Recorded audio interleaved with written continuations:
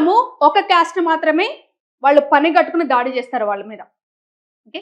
రీసెంట్గా నేను ఒకటి చూసాను, ఒక న్యూస్ ఛానల్లో చెప్తున్నారు, ఏదో VBS ఏదో జరిగిందంట. ఆ VBSలో పిల్లల్ని తీసుకొచ్చి కూర్చోబెట్టి చాక్లెట్స్తో మత మార్పిడి, చాక్లెట్స్ అందా బిస్కెట్స్ అందా అని చెప్పేసి పెట్టారు.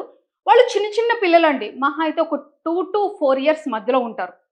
సో వాళ్ళందరినీ కూర్చోబెట్టి తీసుకొచ్చి వీళ్ళు బిస్కెట్స్లు ఇచ్చుకుంటూ దేవుడి గురించి చెప్తున్నారు, వాళ్ళని మత మార్చడానికి ఇప్పటి నుంచే ప్రయత్నిస్తున్నారు అన్నారు. సరే, అది ఆ విషయం కూడా మాట్లాడతాను. అది కొంచెం సేపు పక్కన పెడితే, వాళ్ళ వయసు ఎంతండి? 2 నుంచి 4 సంవత్సరాలు. మీ ఇంట్లో కానీ 2 నుంచి 4 సంవత్సరాల పిల్లోడికి ఒక మతానికి సంబంధించినవి ఒక పక్కన పెట్టి చాక్లెట్స్ పక్కన పెడితే వాడు ఏం పట్టుకుంటాడండి? ఫస్ట్ చాక్లెట్సే కదా. కొంతమంది ఎవరైతే ఉన్నారో ఈ మతం పేరు చెప్పుకునే అడ్డదిడ్డంగా బతుకుతున్నారో, మీలాగా వాళ్ళకంత జ్ఞానం లేదు. నేను పెద్ద అయిన తర్వాత దేవుడి పేరు వాడు కావాల్సింది చాక్లెట్.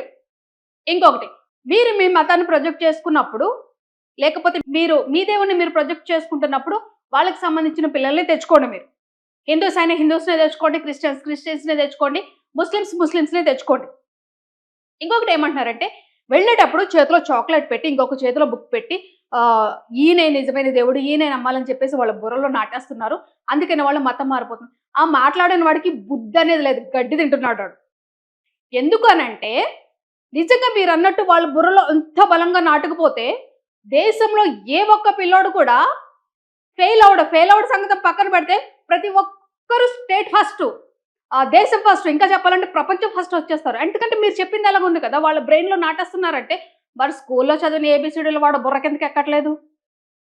ఇంకొక విషయం నేను మళ్ళీ చెప్తున్నా, ఏదైతే VBS కండక్ట్ చేశారో వాళ్ళ క్యాస్ట్ వాళ్ళని తెచ్చుకోండి. ఇలా తెచ్చుకుంటే ఈ ఇష్యూస్ ఉండవు. చెప్పాను కదండి ఆల్రెడీ 2 నుంచి 4 సంవత్సరాల పిల్లలు అని చెప్పేసి.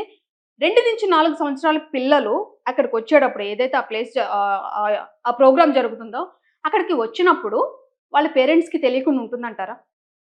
తెలిసే వస్తుంది కదా. మరి ఆ మాత్రం బుద్ధి లేకుండా బలవంతంగా తీసుకొచ్చారంటే, బలవంతంగా తీసుకొస్తున్న ఇంట్లో నుంచి నీ పిల్లల్ని బలవంతంగా తీసుకొస్తే నువ్వు ఊరుకుంటావా?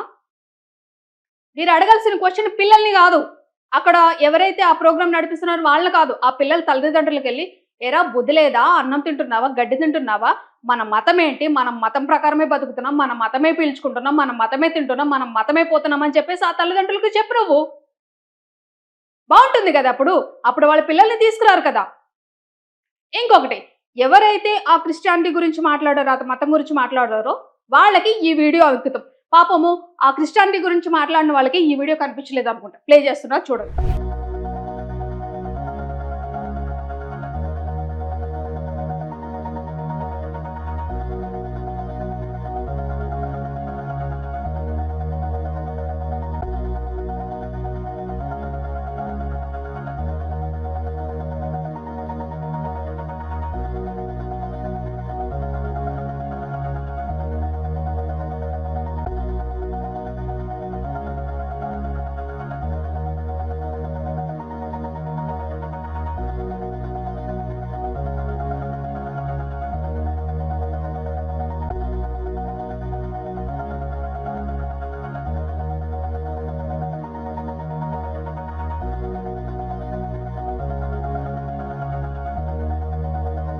చూసారు కదండి ఆ వీడియోలో ఏం చేస్తున్నాడో.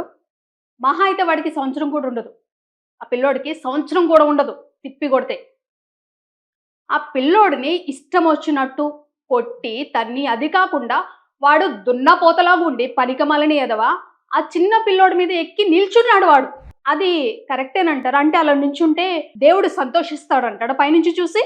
అరే తొక్కురా, నువ్వు బాగా తొక్కు, పిల్లోని బాగా తొక్కురా అంటే ఆ చిన్న పిల్లోని ఎంత బాగా తొక్కితే ఆ దేవుడు అన్ని ఆశీర్వచనాలు మీ మీదకి కురిపిస్తాడేమో. సిగ్గనేది లేదా మీకు? మీరు చేస్తున్నామని చక్కగా దాచిపెట్టుకోండి వెనకాల. ఎదుటి వాళ్ళు చేస్తున్న దాన్ని మాత్రం నెగిటివ్గా ప్రొజెక్ట్ చేసేయండి మీరు. నేను మళ్ళీ చెప్తున్నా, ఎవరైతే ఆ VBS కండక్ట్ చేసుకున్నారో వాళ్ళు మీ మతాలు తప్ప ఎవరిని తెచ్చుకోవద్దు మీరు. సో వేరే మతాలు ఇలా చేస్తున్నారు, బ్యాడ్ చేస్తున్నారు అన్న వాళ్ళు మాత్రమే ఇవి కనిపించొద్దు మీ కంటికి. కళ్ళు మూసుకుపోండి. అప్పటికి అంధభక్తుల్లాగా తయారవండి మీరు అందరూ కూడా.